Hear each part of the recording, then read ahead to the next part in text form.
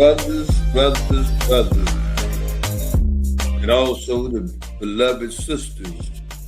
We welcome you once again to Black Men Declare. I'm the Godfather Mike Side. With me in the virtual studio, Cyber Key and the Peacemaker. Good morning, brothers. How y'all doing this morning? Good morning, sir. Good morning, brothers. Good morning, man. Yeah, man, it's been a crazy last week or so. So much is going on, and I tell you, it seems like we're living in a world now where liars with a lot of money can make anything happen. It's like, where do you start when you think about those things that are going on today? I even saw just yesterday when Jack Smith, who was the one investigating the misappropriation and the misuse of documents, has made a personal request to testify only in public if the Republicans would grant him that liberty.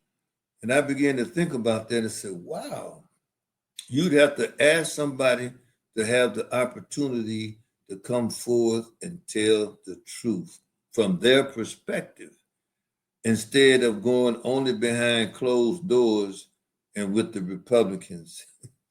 Brothers, I don't know, man. It's just another example of the hypocrisy and the bipolar reality that we see in America, where we're supposed to be telling the truth, but so many people are afraid to allow the truth to come out. And then you look at what's going on with the Epstein situation, and they won't swear in this 218th person so that they can get that vote to say, no, those files must be released. To the things we heard yesterday about Chauncey Billups involved with a gambling scheme and the mafia. I mean, things are just crazy. I just never seen anything like it. So many distractions. And where then 47 says he don't want to deal with Canada anymore because they're doing something and sharing what Ronald Reagan had to say when he was in the presidency. What's going on out there, my brothers? What's happening? Come on, somebody talk to me. Well, good morning to all our brothers and sisters of Black Men Declare, and to you, to my brothers, Sabaki and Godfather.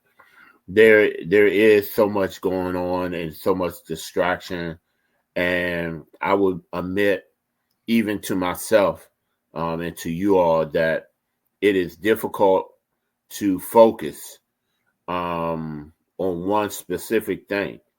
But I think that we have to align ourselves and somewhat decide what we're going to conquer and what are we going to address.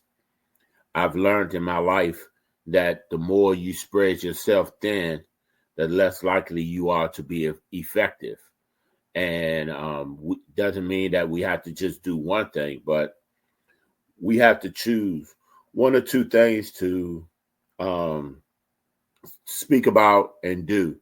It is amazing that truth you got to ask to tell the truth.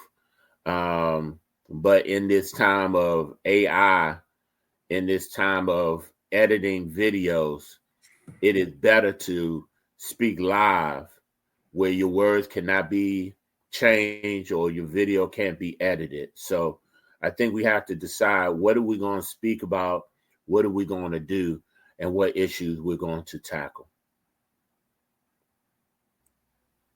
Peace, my brothers, my colleagues in this fight for truth, freedom, justice, and equality. Good to be back on with my brothers.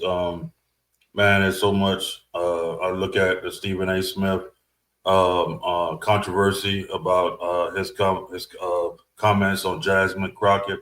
Then I looked at the Breakfast Club interview that they had with Andrew Young and John Hope Bryant. And man, it's like, in my opinion, we as Black folks have gotten worse. We're getting closer to white folks than we ever could have imagined. And I mean, our thought processes, the way we handle each other, the way we try to whitewash history. And what I'm talking about is Mr. Andrew Young and his conversations that he had about Malcolm and Martin, and his attempt to whitewash history and paint it one way. And as I mentioned to Charlemagne and them, I had a conversation on social media. I said we're not any different than what white folks do. What if white folks tried to give a one-way version of what they thought about Harriet Tubman? How would we feel? There are people that's out here that walk with Dr. King. I mean, that walk with Malcolm X. That you don't have on to give another viewpoint. Then you have John Hope Bryant giving his thoughts, and he was nowhere near. He was nowhere around. So, as Black people in journalism, or giving opinion on podcasts, and you're not even having a conversation to get real history, and you just want to whitewash one side of what you want to paint it in this, like everybody was civil rights and everybody agreed on this, and that's a lie. It's a lie. But that's where we at in the Black community, where we only want to see one thing, and that's the reason why we continue to go down this rabbit hole or go have this fight in the Black community, and why we can't get nowhere. Now, you said something very powerful there, Cyber. I remember hearing a conversation with Andrew Young, who I respect, but what he said at this particular time, I didn't respect. When he said he felt sorry for the Ku Klux Klan, you all might remember that interview he had. And it was on one of those major networks, and I really couldn't believe those words came out of his mouth. It's almost like these brothers, when they became greater than 70 or greater than 75, of which I am. I thank God my mind has not changed that way. I couldn't believe those words that came out of his mouth. And when we have our elders beginning, as you say, sounding and promoting the philosophy of the European, especially that hegemon philosophy of dominance and control, is really shameful. I saw John Hope Bryant. He was giving a speech recently where he was attempting to admonish the audience that without the Black folks in America, America would fall.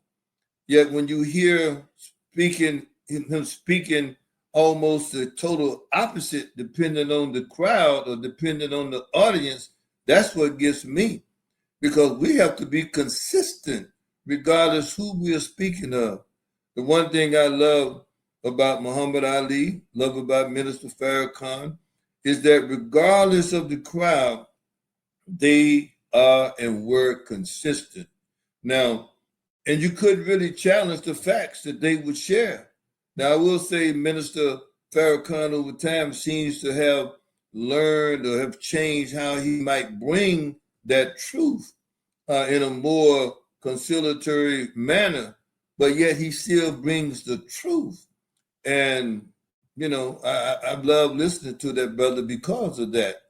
And when we have leaders who were leaders failing to be consistent in their commentary, it brings confusion, and it reinforces the bipolar mental state that we as Black Americans are in the first place. I don't know, brother. That's a powerful perspective right there. I'm sorry, brother. For me, my brother, it's just that we are not having the dialogue, and that is the challenge in Black America right now. You would think that let's take this past presidential election for example. We knew that there was critical conversations on the table, but if you only got one side of it, which is the ultra left, liberal-minded black people that is pushing that agenda, and if you disagree with that agenda, they automatically assume that you are a Republican. They push you off as a Republican, try to outcast you from your culture, from everything, because you simply disagree. And we can't move as a unit if we continue to have a one-sided dialogue. That's my challenge with Black America at this moment. It's a one-sided dialogue. It's been this way since the civil rights movement, but people are standing up, especially Black men are standing up and saying, hey, no, we over here. We think this way. Now there's a fight, seem to be a clash online where you're having Black men against Black women, because a lot of Black men started saying, no, hey, we don't believe that way. We don't believe in that ultra left liberalism where just anything goes. We want some structure. We want to have faith behind every decision that we want to move, and now you got this big clash between Black women and Black men. So this is the challenge that we find ourselves in. That's powerful, brother. And brother Peacemaker, you're a little bit, younger than me. Well, quite a bit younger than me. A little bit older than Cyber Keith. When you look at this conflict between men and women, man, I know it's got to be confusing. I mean, you want to say in your mind, you don't want to see our women objectified, but doggone it. It seems like the very thing that the Willie Lynch letter, either right or wrong, real or unreal, and the objectification of our ancestors, these sisters have embraced it. We had a discussion about that just last night, of whether or not Black women are objectifying themselves versus, the European doing it. They seem to have embraced that very thing. And now, as Cyber say, you got this battle online. What's going on, brother? You not married. We both are. Maybe you have a perspective that's different. I don't know what you think.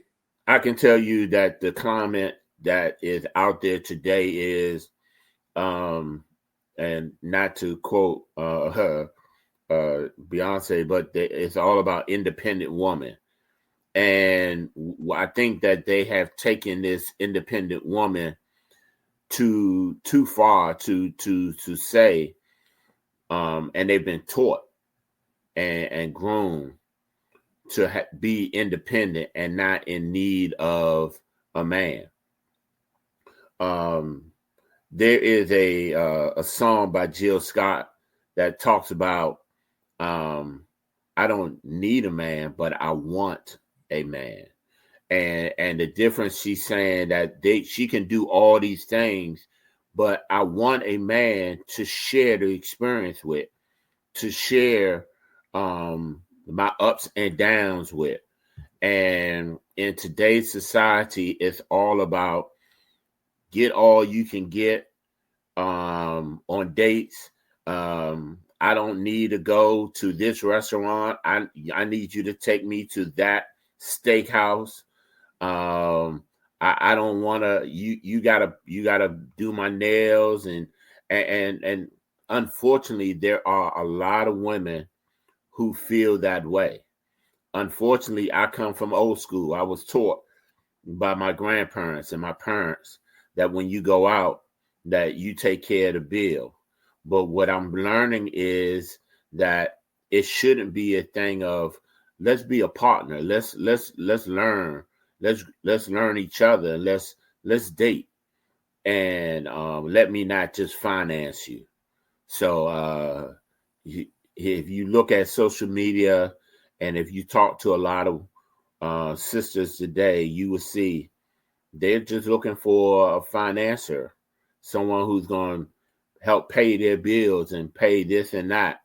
And unfortunately, there's a lot of men who feel that's the only way to get a woman. So we have to redirect and re-educate how we feel about relationships, how we feel about marriage, and what we feel about the Black family. Because if we don't, there will be no Black family. That's powerful, because that issue is so prevalent right now in our community that you're speaking of, like not needing a man, not, what's the word? I hear all of these conversations on if a man take them to this type of restaurant, how they feel versus how they would feel if he take them to a restaurant that costs about $600-700. What they saying, if a man only spending $150 on our first date, that's a problem. Like that what we have allowed, and this is goes back to what I originally said, we have allowed other people to tell us a narrative. And it's through movies, it's through reality TV, it's through music. We have we are good at orchestrating the culture. We are good at waving the wand in front of the culture and everybody do it.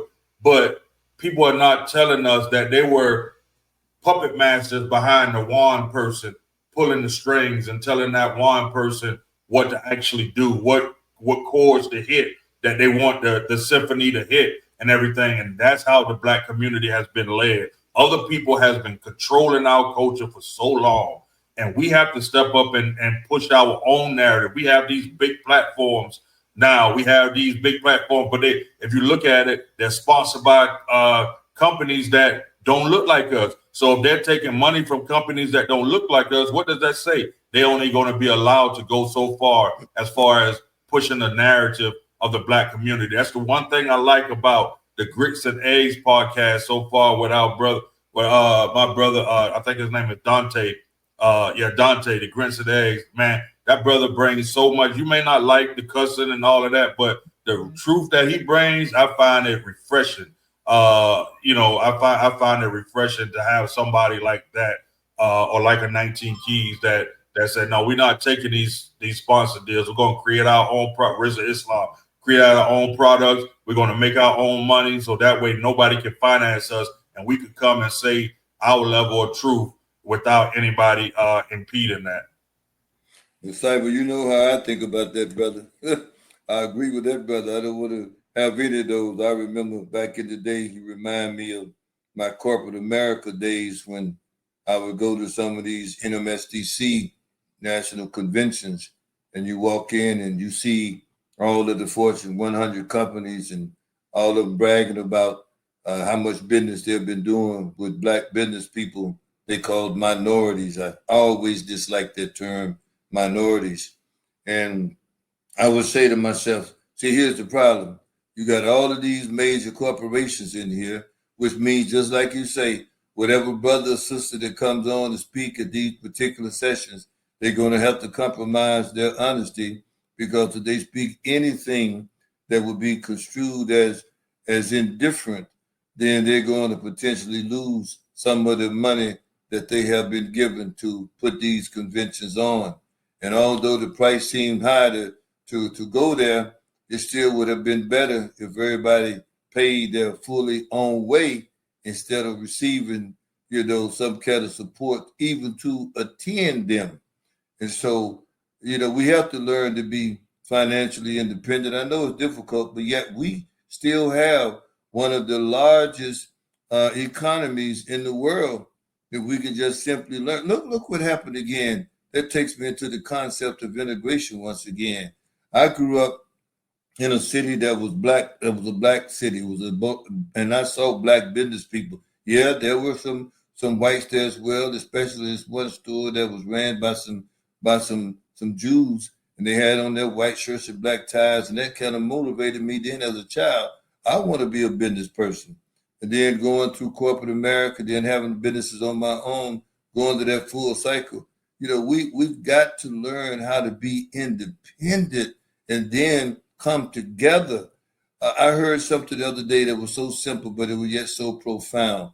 When are we going to learn to just work together, be together, and trust ourselves?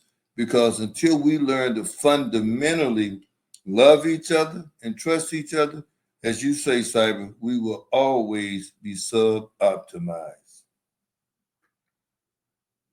Yeah, I think that this economy and with this current presidency, I think we're gonna have to. We definitely will learn that lesson that we need to go back to what worked for us before: bargaining, looking out for each other, making sure that no one is left out in the cold.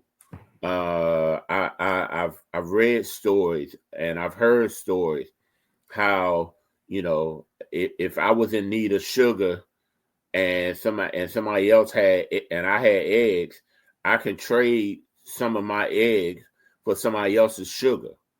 And though people might say, well, it's not the same. I remember being able to do some work for somebody, and somebody did some work for me. And that was just the way we bargained with each other, because we said, okay, you have a need and I have a need. So how can we assist each other? And I think in this economy, with everything having to do now with online and electronic, and even now with the lack of cash that's being and coins that's being put out there, if we don't get back to a place of bargaining and looking out for each other, we're going to always be behind. I think that what your brother said, I think for me that's the reason why I strongly disagree with integration, even though I wasn't around. Just looking at it and reading through history, reading through what has happened, what was happening, and what's happening now, and trying to formulate my opinion through the years, I've come to a stance of strongly being in a disagreement with integration, because now all of those things that we did have that it took us a long time to achieve during slavery, after slavery, and just over a matter of 60 years, we have lost it all, whether it be our infrastructure, which means our bus companies, our own hotels, own grocery stores, on all of that. We lost it. Then we lost the skills that would have helped us to rebuild it.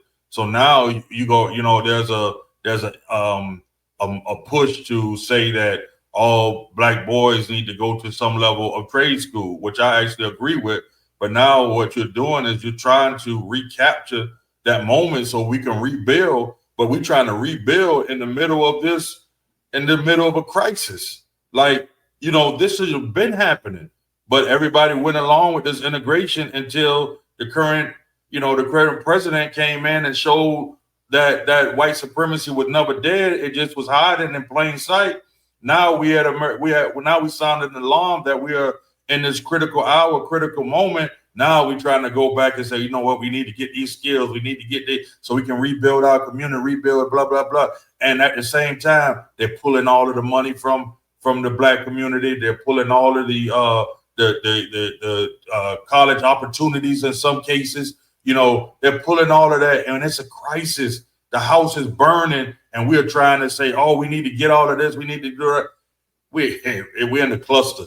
I would say the other word that go with cluster, but you can only imagine. So it's a tough situation that we find ourselves in. Brother Cyber, Booker T. Washington said it in the Great Atlanta Exposition in 1905, I believe, when he said, in all things social, we should be like an open hand. In all things for America, we could be like a clenched fist. And, that always inspired me. And there's a brother that was part of desegregation back in the day in 1968, and, catching 3 buses to go to school to get there by 8 o'clock and getting home at 8 o'clock at night, being part of that group that broke through a lot of those integration barriers. At that time, we didn't have the foresight to know, to understand what was going on, but we felt we had to show and prove that we could compete academically and athletically, and we proved that. There's nobody today that would doubt if a Black man or woman has the mental capability to compete in anywhere, doing anything. We've gone from being slaves to being the president of these United States of America. But what it did to us, and think about even the concept of family. We went from having almost a 90% married rate to now less than almost 25%. All of that because of integration, all of that because of what we began to be exposed, thinking the grass was greener on the other side. I mean, that I agree with you. I mean, while I was one of those that proved not only in school, academically and athletically, proved it in corporate America, being very successful there. But as I look now at my children, and I know you and I have children, and I know the peacemaker, has some nieces that and nephews that he's very close to. We can see the difference. We can't duplicate our experience in them, but we have to share our experience with them. And so much of that I believe today is we see in the objectification again. I just can't seem to get that out of my mind in these last few days, and how we just seem to embrace that. And now we have this clash going on between our black men and black women about, who's this and who's that. And as you indicated, I know you have, four daughters, Cyber, and I've got three. And when I listen to them, sometimes I have to straighten them out and say, oh, no, I don't want you going out with somebody and you expecting them to pay the bill. I want you to pay the bill for you. And if you're going out more than once and you call yourself dating, you pay the bill for both of you. Don't get caught up in that mindset that every time you go out, because when you do, that man in this dispensation going to expect something from you. And if you don't act right, he may act crazy. So we got to continue, man, to share. You say old school peacemaker, that ain't old school, man. That's just wise school. It's my opinion. It's wise school, brother. Yeah, it is definitely interesting. I just see that and have experienced it, myself. So, Excuse me, you mean they expect you to pay all the time? There is, if you remember, because we've had, conversations before where I was dating this young lady and had been dating her for about 6 months. And around her birthday was around the same as mine. And she said that she wanted what they call an LV bag, a Louis Vuitton bag.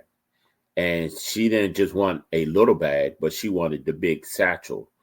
That at the time it was like $2,500, $2,800. And then she wanted the little charms. And I told her, that's almost $3,000. And I remember telling you and some other brothers that was married. And the thing that you all said was, I'm married. I would even buy my married wife a $3,000 bag. I said, yeah, but this is what they expect. And she told me that because I could not, or I decided not to buy her that bag, that she was reconsidering our relationship. And so then I unfortunately, I told her, well, there's no need to reconsider it. Just call it canceled. It's done with. We're done. I'm not going to be, bullied or pushed into a financial decision.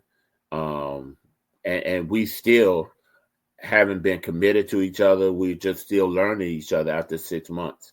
But I remember all of us having that conversation, and how you all said, I'm married and I wouldn't buy my wife a $3,000 bag. And you're not married. You've only known this woman for 6 months.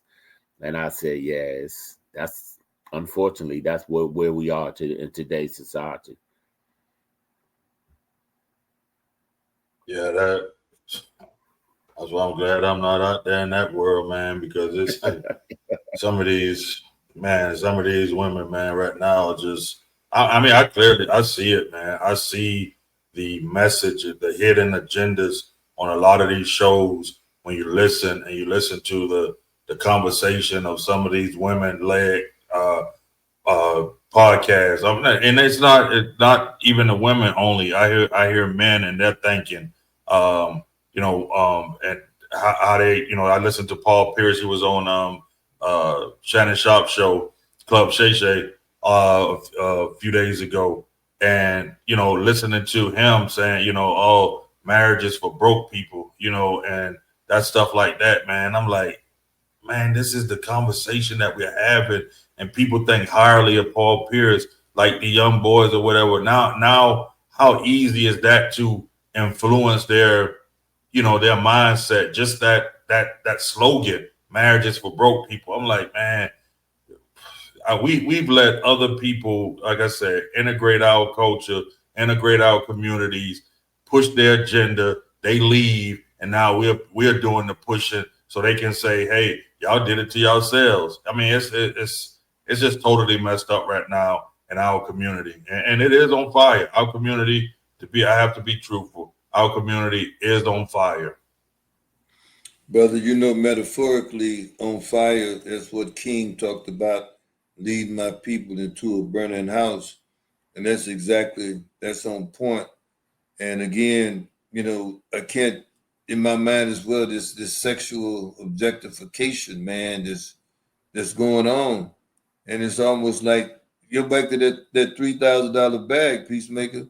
It's almost like, okay, if you want to lay with me, then you're going to have to buy it. I mean, basically, that's what they're saying. And so if you ain't going to do that, there's nowhere in the world you're going to lay with me. So then they just becoming for lack of a better term, high class call girl. Then we're in this thing. What's the difference in that and the objectification that our ancestors experienced at the hand of the European? Our minds are just cluttered, and some kind of way we got to get our minds freed up.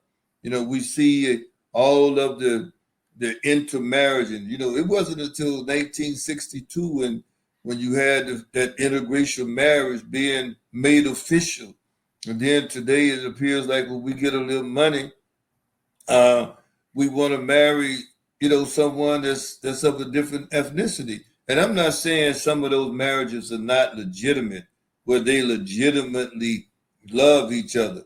But we also know that some of those marriages are marriages where either the brother may think and believe that he has now arrived, or if the lady or the man feels that they are not fulfilled unless they're able to have a man or a woman of a European ethnicity on their arms. We dysfunctional. We're bipolar. And we're that way because we live in this bipolar nation. And it's been that way from the beginning. And we have to free our minds. And I can tell you, I've been through the process. I remember in high school being part of desegregation. I remember picking up the young white girls and, 2 or 3 blocks from their homes. And after their fathers been out there cheering us on as we were playing. And I was fortunate to be one of those early quarterbacks and early captains of these white teams. And then you pick up the young girl, but you can't go to their home and pick them up. And then you go and you do what you do in those days, and you know what I'm talking about. Don't have to say it straight out. And then when it's over, you take them back and you drop them those 2 or 3 blocks from home because they know their parents would not approve of it. But I thank God that when I got to college, I had it out of my system. But when I was in college, to see so many others begin to run to do the same thing as though that would make them fulfilled, you would think, okay, now you get that done, you get it out of your system, and you then begin to look for a wife that looks like you, or have the same kind of experience that you have. And oftentimes we'll find out it's hard to find some woman that has not been tarnished, has not been programmed with this concept of what you describe, Peacemaker. But it's a tough world today, trying to keep our women understanding that you go back to, if you want to say old school, I say wise school. If you're a woman and you listen to this and you want a good man, I'm just be plain. Keep your legs closed. Yeah, I would say one of the things sitting under your tutelage and sitting under the other brothers that we talk to is also is if we're going to be the leaders, if we're going to be the black men that we proclaim to be, then we have to be leaders all the way around. And then we have to be the ones to say to our sisters, I'm not like that. That's not who I am. And just like my brother Saber Key has said, there seems to be a resurgence of black men who are saying we're not tolerating that. We're not tolerating that type of behavior from our sisters or from other black men. That we're going to abstain, we're going to uphold, and doesn't mean that we're going to be perfect. Doesn't mean that we might not fall, but for the most part, we're going to do the right thing.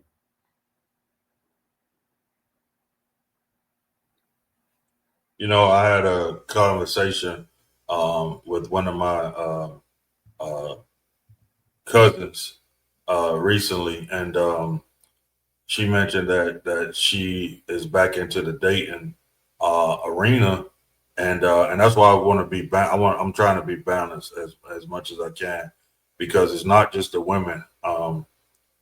She was saying that she was back in the dating arena and she wanted to get some advice, because she wasn't sure if somebody was like ghosting her, a male or whatever. And she's a cousin who's virtuous. She wants to maintain until she gets married. She don't want to have sex until she gets married. And she said that every time she engages in the conversation, everything will be going fine, on the first few dates or whatever. And then she engaged into that conversation and say that she wants to hold herself until she gets married. She says everything changes. She said then, some of them stop calling, stop, wanting to go out or anything. And she was getting frustrated to the point where she was actually crying on the phone. And, I was consoling her and letting her know, like, there are some good men. I was trying to tell her, maybe it's the places, that she's searching, try to change up the scenery or whatever. But then I heard it from my daughter, my own daughter, saying the same exact thing. Like, and you like, wow, like, man, are we a problem too? Are we only thinking about sex right now and don't want to go through a relationship where, in a dating realm where you're dating and you're getting to know each other and, you're trying to work towards a marriage? Or are we only out here dating just to get some and then move on to the next one? So we have to be balanced in this thing, because some men out here only want to get what's between the legs, hit it and run, and don't want a commitment. They're portrayed like they want a commitment till they get what they want, and then they're gone. So there's two sides to the equation, man. But again, we've been trained this way, and now we find ourselves in this situation that we're in. Yeah, that's why I said Saber Key, but it's just not the women that have to say we're going to abstain, but it's us brothers. And even if it is given to us on a silver platter, we still have to say, you know what? I want something more. I want something sustainable. I want something, and you can even,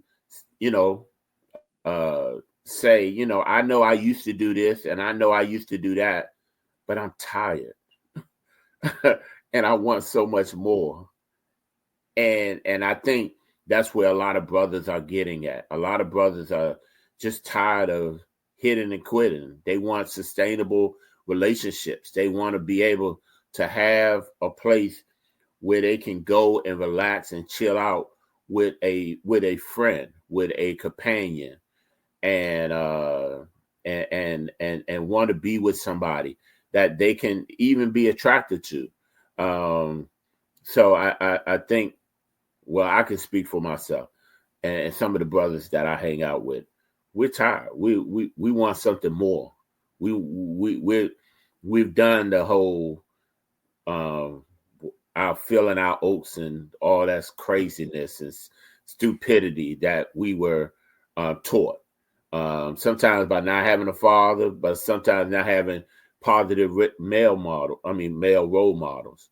But I think we've now come into an age of saying there's so much more out there. And we want to be like our grandparents and our great grandparents when they've seen arguments and disagreements, but they still loved each other. They still was with each other. Grandma and granddad was together for 30 years, for 40 years, and they still love each other. And I think that's what a lot of brothers are striving for now. Well, brothers, I have shared with you and with Cyber, you lead that revolution. You lead that revolution by saying to a woman, if you can't hold yourself for 30 days, 3 months, 6 months, or whatever, until I get to know you or you get to know me, so we can make a determination that we can even have a conversation when it's not sexual, then I really don't want to waste my time being with you, because I know what an orgasm is. I've been through that and it's never changed. The last orgasm I had was the best orgasm I had. And so we have to be the lead. We have to be the ones that's going to change. I reference this book a lot, Bound in Wedlock by Dr. Tara Hunter, where she said how our own Black women learn the concept of sexual manipulation. We got to get to a point. I was reading the other day about, or listening to a broadcast the other day about, these women, these singers that had these sexual impulses, that they seem to always be sexually aggressive. But we got to find a way. If we're sharing with our daughters, we got to continue to reiterate. We got to share with the brothers. We can't be silent on this subject matter, because, you hear the Europeans saying, I go into a room and there's Black women in the room, I become sexually aroused. Why? Because in his mind, in his bipolar mindset, he's always been told and programmed by other Europeans that, oh, that Black woman, she's something else. She's just wild. She's just freaky. She's just that. What I can tell you from personal experience is that European woman that's really wild, and the European fight for femininity and the feminist movement is what contaminated the mind and the spirit of our Black women, until that feminist movement began to emerge, led by Margaret Sanger and all of that whole group. It contaminated the spirit even more of our women. But I do believe there's time. But it takes us and Black Men Declare and others. If you're listening to this broadcast right now, you as a brother, you as a sister, it's your responsibility to talk to your friends, your sons, your daughters, your nephews, your nieces, your grandchildren, whatever relationship you may have with somebody else. Encourage them not to become physical until they have matured in that relationship, and it's somebody that may want to spend an extended amount of time with you. It's not good. I'm going to tell you, there may be some exceptions where people meet each other, fall in love, get married, or however they want to have their relationship. But please, we must stop this sexual attraction. And I remember one time, Peacemaker, you said when you were somewhere and the lady asked you even which way did you want it to go. I mean, that's just a shame. That's just a shame, Cypher. I'm sorry, man. We got to get better.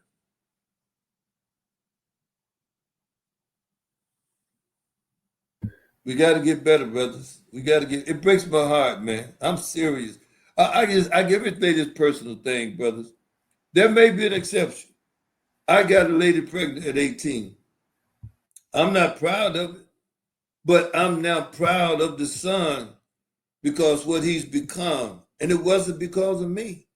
It was simply because God, for whatever reason, anointed that seed. I can't take credit for it. But at the end of the day, I'm glad now that I see what's happened. And when he went through it, and the number of children, he has 10 children. 10 children. His mother never had another child. And it really broke me down when she came and said to me when at his wedding was that, thank you for my grandchildren. And I had never looked at it that way.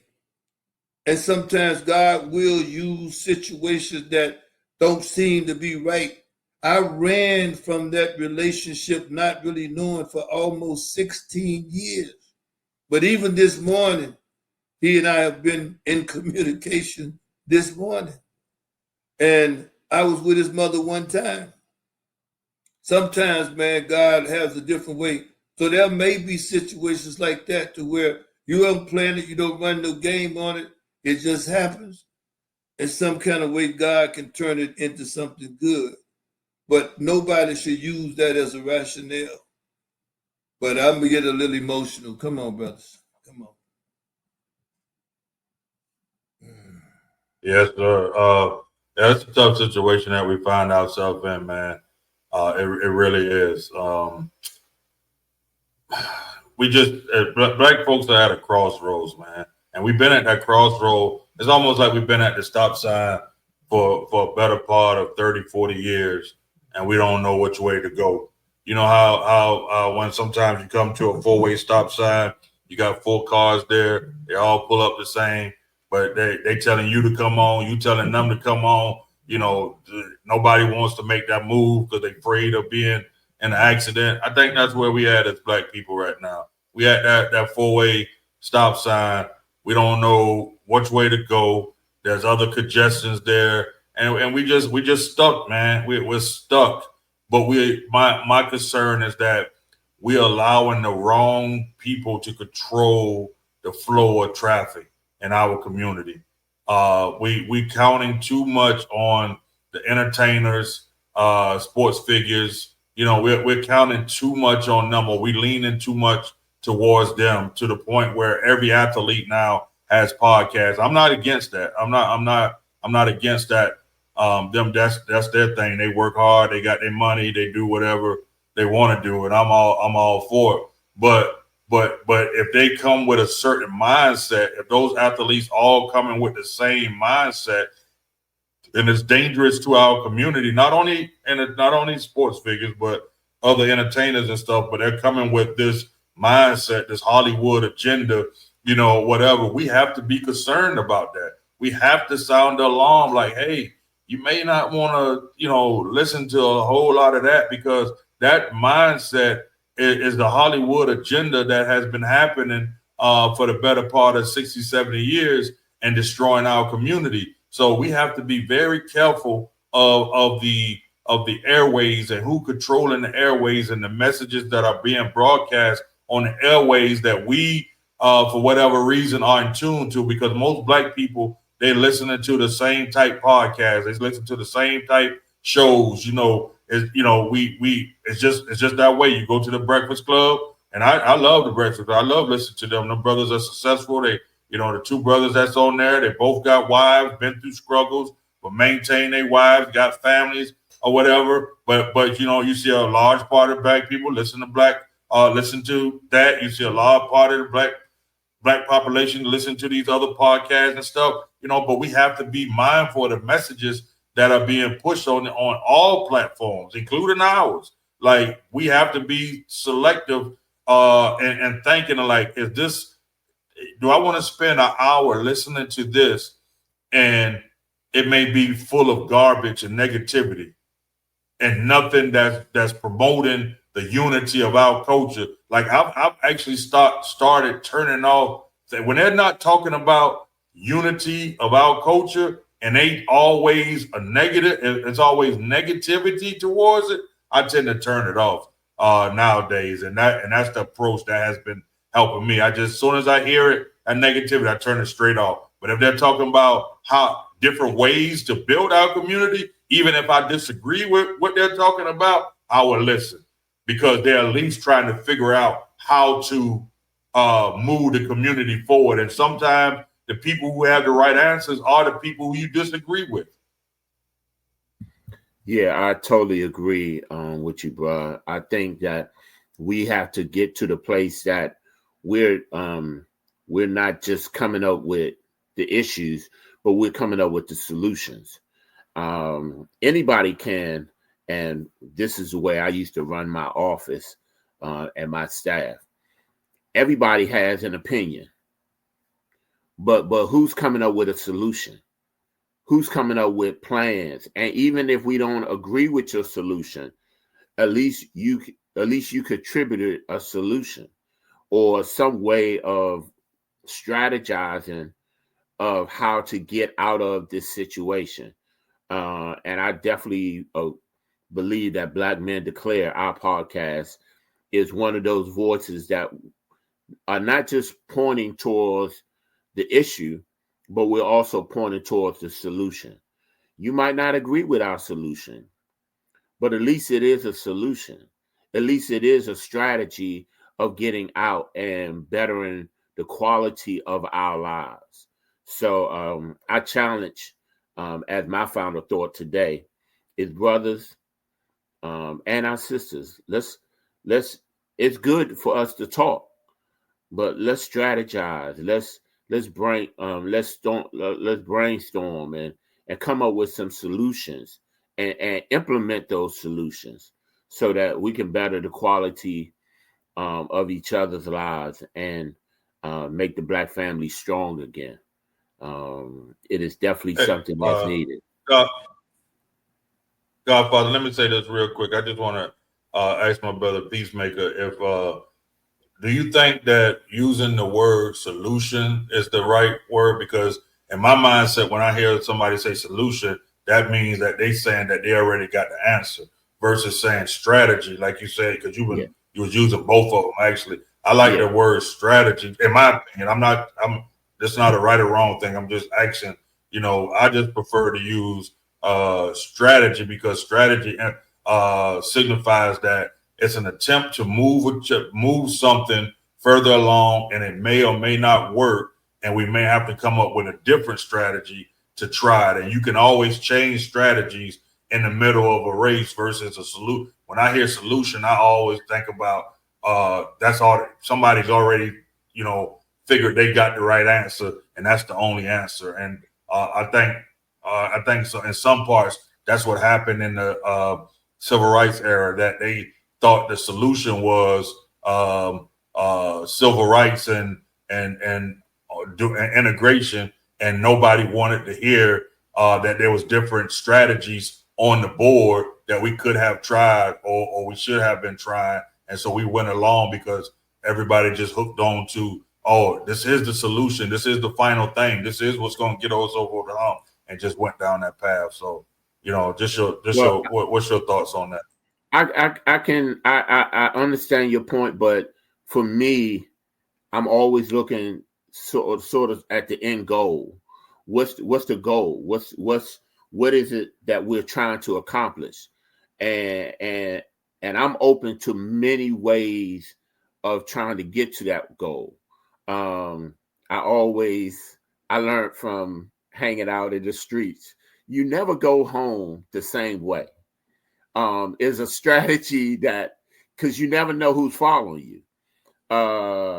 And I took that into my business, that there are many ways to get to what I would say an answer or an end goal.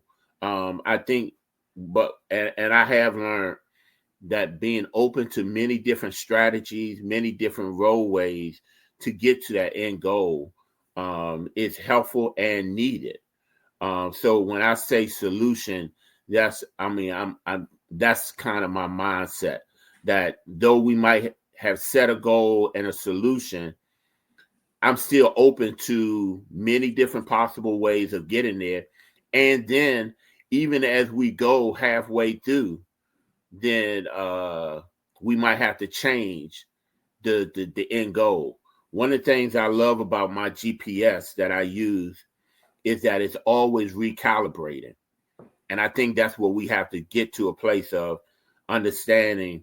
I'm trying to get home, but the way I get home, sometimes due to situations or circumstances, it has to recalibrate and find me a different way. And so that's what I mean as far as solution and goals and strategies. Well, if I may, I would coin and capture that as strategic options. You're developing strategic options. And so those strategic options can lead you to some form of a solution, but even those are evolving constantly For example, if we use integration where people thought that was going to be the answer, but they didn't think about the level of accommodation that black folks were going to have to deal with, or the level of expected assimilation. And so during that process, you lost and you could lose a lot of the cultural benefits and greatness and goodness. I have in my office a picture of me in the sixth grade with the all black, school, all black teachers that were standing there.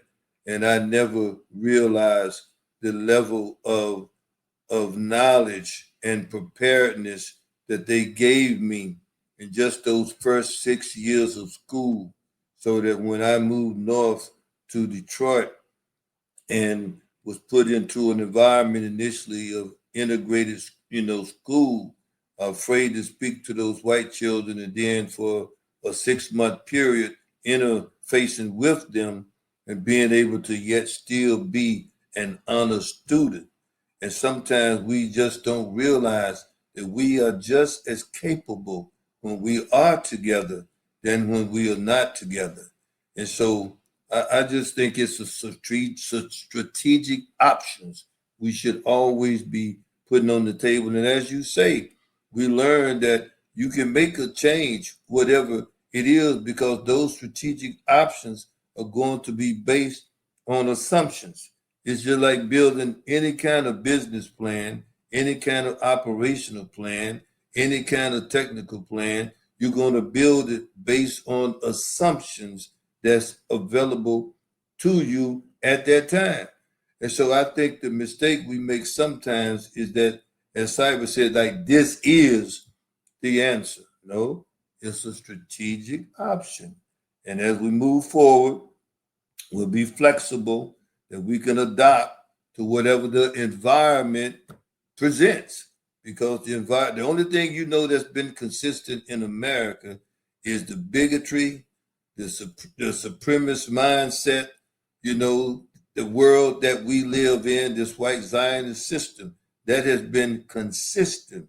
And some of us has been laying dormant for the last few years.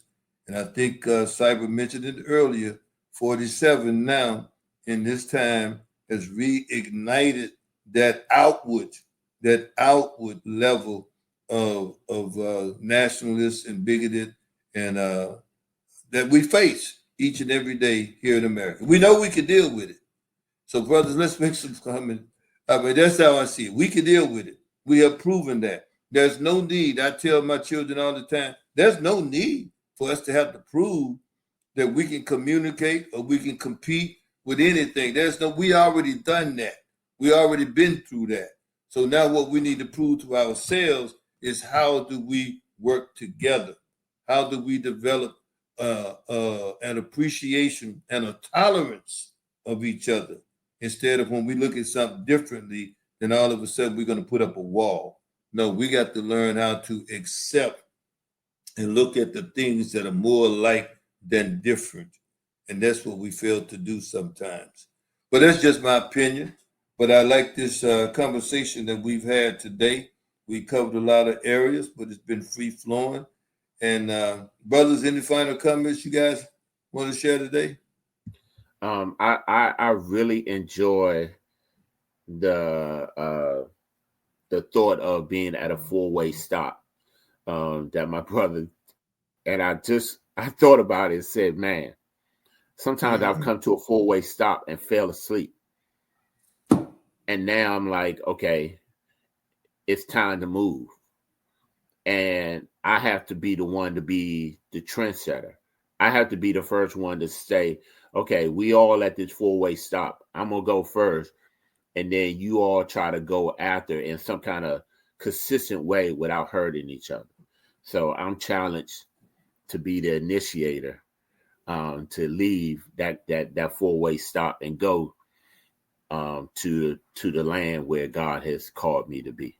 So I challenge our brothers, don't fall asleep at the 4-way stop, but go ahead, man. Thank you, Cyber, man. That's a great illustration, man.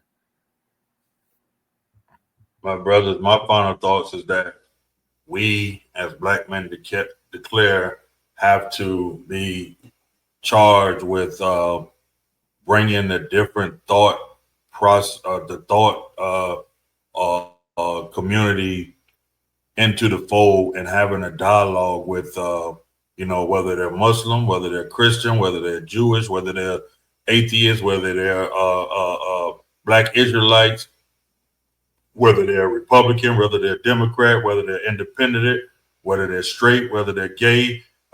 We have to be charged with creating a conversation where every group is heard. And from every group is heard, coming up with the best strategies and having a way to move out on those strategies. Because I really feel like if we really sit that some of the thing, and I'm guilty of it. I'm speaking because I'm guilty of it.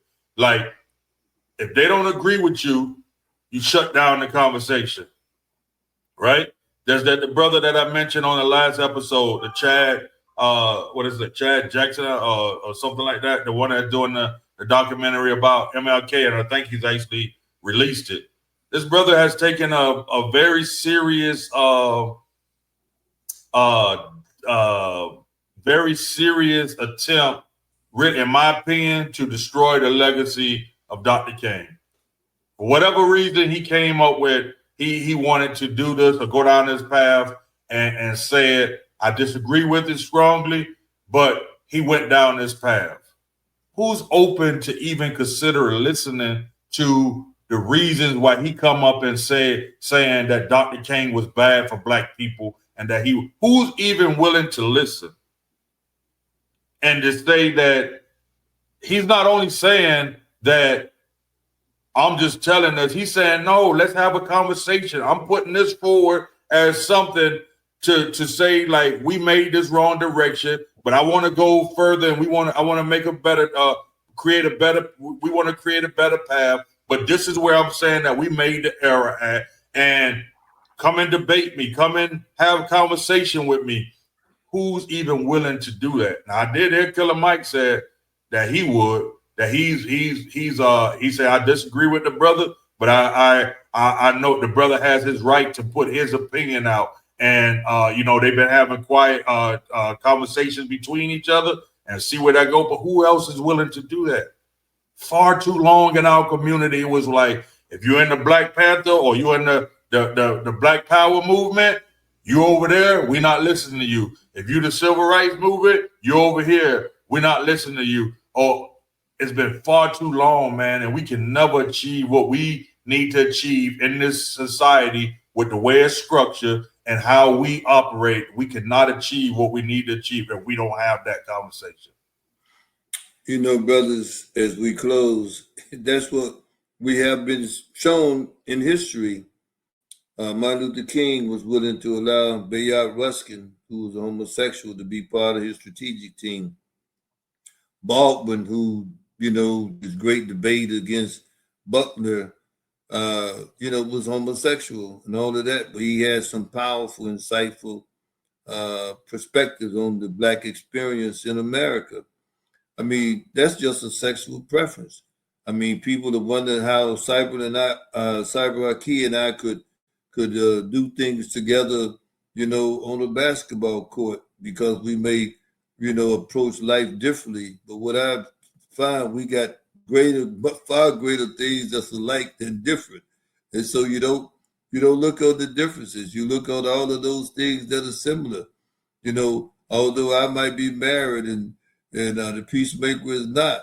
Again, we have far more things that are alike than different. And so we have to look for the similarities. I was so pleased when my son gave me tickets to a play one time that was dealing with Malcolm and Martin. And it ended up where they looked at each other and say, we both going to be murdered, right? And they said, yeah. And they said, who do you think is going to go first? And they said, well, they agreed Malcolm probably was going to first. And I'd be doggone if it didn't happen. And I know it was a play, but they both died at 39 years old. And at the end of the day, when you really study them, they were more alike than different. They had different strategic options in how they were going to get it done. But once they came together and said, we got the same objective, you could put all of that other stuff behind. And then some time ago, Cyber, you mentioned the fact that we could even bring our religions to the table, but at the end of the day, we don't have to try to implement based on, oh, it's only because if we do it according to this. We have to open our minds. God did not give us a thought process to put us to have everything in a box. We have tremendous skills and abilities. The experiences that we've had in life, they are for a reason. And we have to use those experiences because guess what? We now are becoming the elders. Yeah, I might be a little bit older than you, Peacemaker, and then a little bit older than Cyber, but we are the elders. And we have to be examples of how on the surface we all three may seem to be different, but we're all bound by a great desire to see our people grow and improve. Brothers and sisters, if you've enjoyed this conversation, we appreciate you hitting that like button below. We want you to become a subscriber. We're asking you to share this with your friends, neighbors, loved ones. And by all means, hit the notification button. So when we're on next episodes every Tuesday. And you may hear some even prior to that Tuesday because we are Black Men Declare. And we will come out sharing from a Black male point of view. Until next time, this is the Godfather, Mike Side. Peace.